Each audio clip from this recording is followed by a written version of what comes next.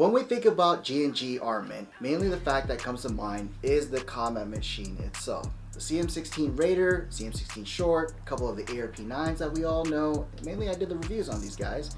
But the fact that it comes to the end of the day is the flagship of what they're known for is their reliability, their durability, and of course the performance all the way through for mainly the AEG line. But what would happen if they ever consider about doing an actual own design and their first ever designed gas blowback rifle? Well, we won't have to imagine that anymore, as we'll be talking about their first ever gas blowback line from G&G.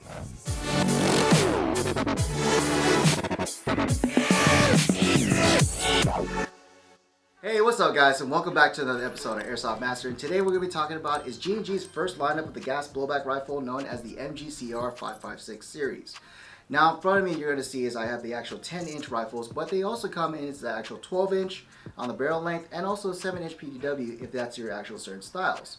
But let's go ahead and actually look into more in depth of the actual gas blowback rifle by starting off with is the actual front and work our way to the back. Now let's actually go ahead and start off with the actual barrel itself, knowing that we have is the 14mm counterclockwise thread of the orange tip mandated on here on the front end. Now once you do take it off, again you do have able to the chances of putting any type of suppressors, any flash hiders, or any even other tracer units that you want to put on here that would work for your actual needs. But let's go ahead and work on to something that's very familiar to me is the actual rail itself. Now the rail is actually an M-lock from basically being on the 3 o'clock, 6 o'clock, and actually 9 o'clock positions on here. But the one thing I actually kind of knows that is more really familiar to me is the fact that the rail itself with the same designs comes from its old lineup setup, which is the actual Toptech line series of the G2. And surprisingly enough, I actually do like the design because of the fact that it has actual purpose. For example, to save a little bit of weight, what they did was they milled down the inside of the top rail with the 12 o'clock positions to help save a lot of weight on there, which we know that it's actually kind of heavy sometimes. But as well to that, one thing we know about it is the fact that we also have is the M-lock slots all the way through. That basically helps out for any other foregrips, flashlights, or any other type of accessories you want to put on the bottom or on the sides of your actual rail.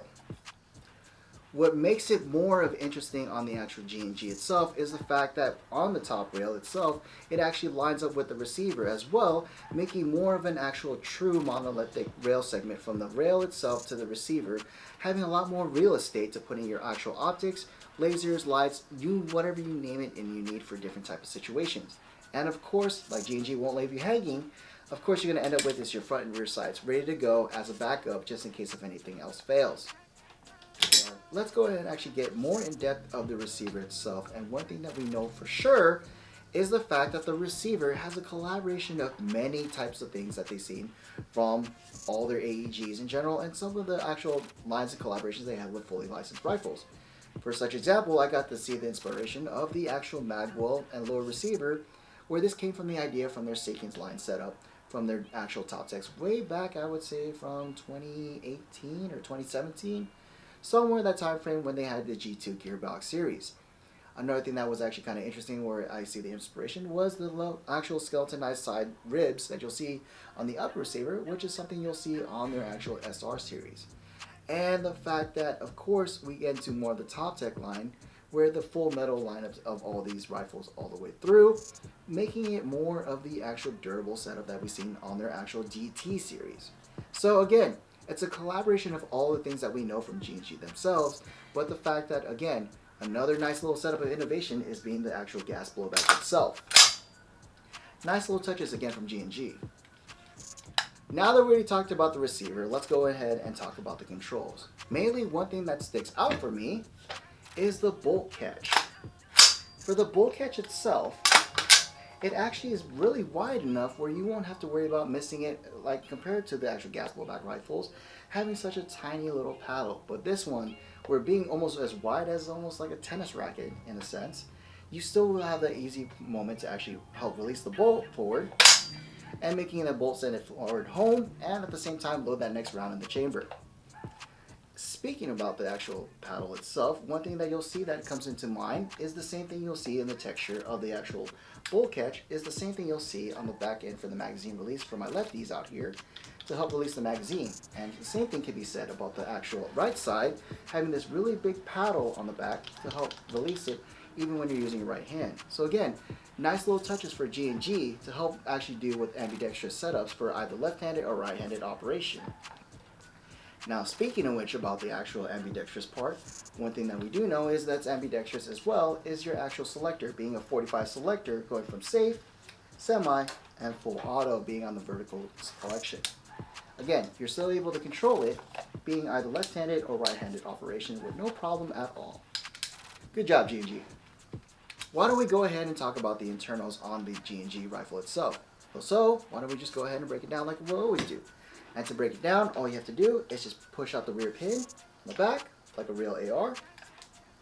Break it down. And now we're already onto the internals, onto the bolt itself. And I'll go ahead and talk about the lower receiver. But let's go ahead and actually talk about the bolt itself. One thing that the innovation that G&G actually did is they did is a double Teflon O-ring system inside to help increase the actual compression itself, and actually helps out with the gas efficiency and also everything when it comes to the magazine and including your FPS on the gas blowback rifle. Again, it's really nice, and for some reason what's also an improvement on this comparison to like such as other gas blowback rifles like GHK, the VFC, KWA, or even the Tokyo Marui bases, this is really lightweight. I mean, this is a CNC aluminum bolt carrier group itself, and the fact that this one is just really super light in comparison to other things, but again, it still helps out with the performance itself, yet the recoil is there. We'll get to that later on. Now, another familiar piece that I love from G&G themselves is, again, the ambidextrous charging handle. Now, surprisingly enough, this is actually part of the actual rifle itself, but just to get an actual aftermarket, some of these for your gas blowbacks typically cost around $50 to $60. Yet out of the box, it comes with this, which is actually pretty nice itself. Now that we talked about the upper, let's go ahead and talk about a couple key features on the lower itself. Mainly for one thing that I like about G&G did is they gave you a steel hammer. And a good part is that's going to hit the actual firing pin itself to hit this massive valve knocker in the back end of the magazine, which we'll talk about in gas efficiency later on. But as well to that, the one thing I will give credit to is I do like that actually nice chrome setup, or more of the steel exactly material that they use to help with make the hammer actually more reliable in the basis of itself.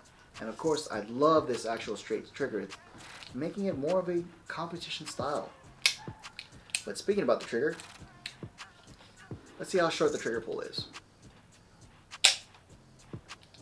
It's not as much slack that you'll see out there, but the fact that you can actually get a slight little slack and then you hit the wall makes it a lot easier to anticipate when your actual next round or when the actual rifle goes off. Again, it's pretty nice itself, but again, it's not that hard to actually find the wall and basically help train it to get the reset. For example, let's hear the reset. Not bad. Now, another key feature that I do have to admit that I do like about this actual gas blowback line from G&G is they give you a steel buffer already through, and it's a very heavy weight to help improve the actual recoil into the gun itself. And in fact, for the spring itself, again, it's very, very stiff itself into it, where again, it does help improve basically the snappiness of the rifle, and as well to that, give it the improvement that you need for recoil to simulate almost the real thing. Now, for one thing that we know from G&G that is actually pretty nice is their actual GOS V8 new stock design. And again, it's pretty nice the fact that you can actually changing out from your 6 positional slots on the buffer tube from the top end, or even on the back end here to help out adjusting your fine tuning to your actual right length. What's also a benefit that we've seen from G&G is the fact that in the back end, instead of like the normal sling type with a plate in the back, we have an actual mount in either the back end of the rifle itself or on the other side on the stock itself to help actually provide a QD sling mount. So for one thing that I do like about the GOS V8 stocks is the fact that, again, it's a very minimalistic style, but again, it's very comfortable to help keep everything in line and stable that you need. And one thing that's also a benefit is the fact that you end up with is more space in the back end of the stock for whatever adjustments to actually put any spare CR123 batteries or anything you would need inside to help the actual do anything, to be exact, like typical silicone oil maintenance, or in general just like a small bottle, CR123 batteries that you can put in here for your actual spare optics or your laser systems. Again, it's very modular and at the same time has a certain purpose in the back end, but yet comfortable enough to help keep your stability while aiming down with the sights. So while we actually disassemble the rifle, and one thing that we know mainly on here is the fact that we don't see any hop-up adjustment. So again, I bet you're asking is, Mike, where is the actual hop-up for the rifle itself when you're using different types of weight BBs? Because mainly the fact that if I want to use 2 O's or either way, 2 5s or even up to 3 O's. Well, here's an Allen key, and basically, I know this is going to be blasphemy, but I'm going to put it inside the actual flash hider where the inner barrel is, and surprisingly enough, that's your hop-up adjustment right there. So again, all you would have to do is just use the Allen key that's provided with you to help adjust either to increase or decrease by going in a counterclockwise or clockwise formation. Now we're on to the magazine, which is very important on certain things. One thing I will say, a couple pointers from G&G that I do like is the actual ridges on the back end to help give a nice grip in regards to putting the magazine into the rifle itself as such. A couple pointers that I also do like is the fact that they have a flared base plate out here. So it makes it easier to pull it out, say for example from your plate carrier, and put it into the magazine, into your rifle, and anything else from the setup.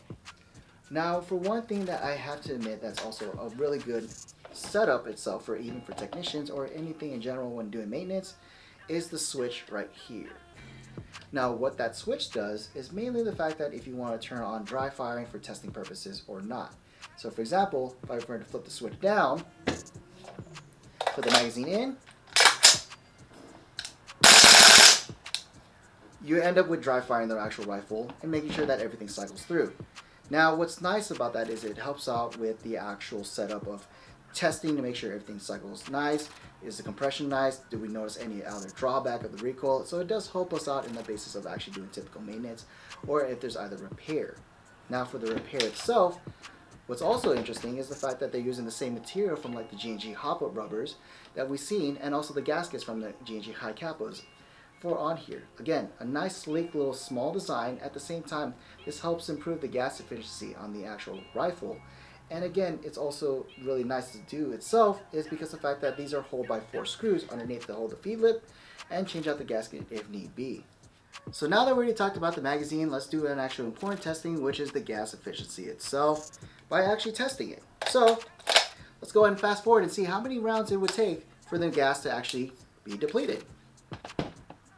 1, 2, 3, 4, 5, 6, 7, 8, 9, 10, 11, 12, 13, 14, 15, 16, 17, 18, 20. 2, 3, 4, 5, 6, 7, 8, 9, 10, 1, 2, 3, 4, 5, 6, 7, 38. 38 shots, not bad. So with 38 shots basically before we deplete it out of the gas, basically for the rounds that it can be holding the magazine, which is only 30, this is still pretty good enough to actually simulate for actual training purposes of a typical 30 rounder. So again, for G&G, that was a good job in regards to keeping the compression itself. I'm using .20 gram BBs and regular green gas.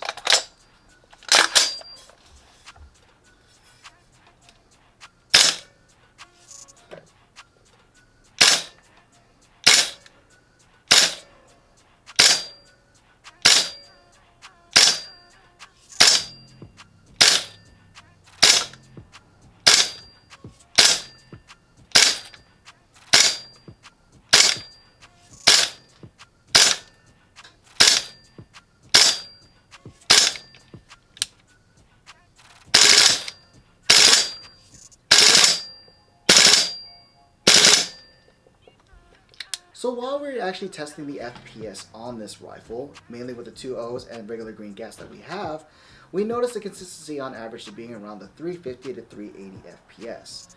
Now it is really high in regards of it being for CQB fields, so again I would be careful about what fields you would play. Mainly the fact this would be more of an outdoor field itself. So in other terms is basically would you end up with the actual rifle itself other than the magazine that's 30 rounds and the rifle itself? Well, starting off with is this nice little durable G&G speed loader that holds about say 110 rounds for sure. But the benefit that's actually nice for the actual magazine itself is they come with this hard case type of adapter to fill in the magazine when actually using it. So, for example, you would have to do is just put it in there, and it will load the BBs inside to the magazine, which the 30 rounds is into the mag. Of course, you will always have is a QD sling mount to the back in the rifle, so you can actually use a typical 1-point, or if you get 2 of these, you can actually use a standard 2-point sling. Of course, like G&G would like to do for safety providers, they would always give you is the nice little cap for an actual barrel plug itself whenever you need to use it off the field, and basically once you go back on it to help remove it itself. And lastly, you would need is your actual manual itself being on the actual QR code, or more online and paper-friendly type of way to help actually look into the manual for actual typical maintenance or troubleshooting on your gas blowback rifle, and as well as that your actual warranty card itself from 101 Tech to help provide the actual 90-day warranty on the rifle.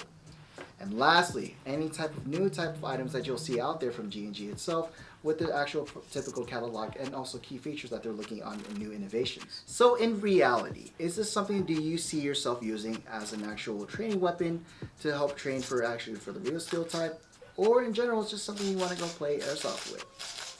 Well, a couple key features that I do like overall for the airsoft rifle itself for gas blowback is, one thing is the gas efficiency is actually really nice. That's shooting 38 shots out of the 30. Again, it passes the gas efficiency test. I do like the fact that it's full metal all the way through, with a couple of reminders of like the Toptech lines I did like is the sequence receiver and more of the modern style, almost like the ISPCA style setup that you'll see on 3-gun competitions. As well to that, the very nice familiarity with regards to the actually ambidextrous setup on the 45 selector, the magazine release, and also that big paddle that helps out with sending the bolt forward home when you need to, so it helps easily familiarize to seeing where your actual hands are in regards to manipulating the rifle itself. But the last thing that I will admit giving credit to that I actually do like about the gas blowback rifle from G&G is they still stay true to the principle of trying to keep it affordable. The gas blowback rifle for a 10-inch itself is going for $440, which is below the cost of a TA gas blowback rifle that you see me do a review like the Noveski N4, which I'll have the description down below if you want to watch that. But in reality, a $440 in regards to the cost for a gas blowback rifle is still pretty good on that basis. And basically with that is, what do you guys think about the gas blowback rifle? Mainly from G&G on the first setup. How do you guys feel about it? And basically for next videos you want to keep up to track, don't forget to subscribe to our Airsoft Master channel. And as well to that, if you're looking for products like these, check out our actual products at airsoftmaster.com. But for this episode, my name's Mike. I'll see you guys in the next episode. This video is brought to you by Airsoft Master.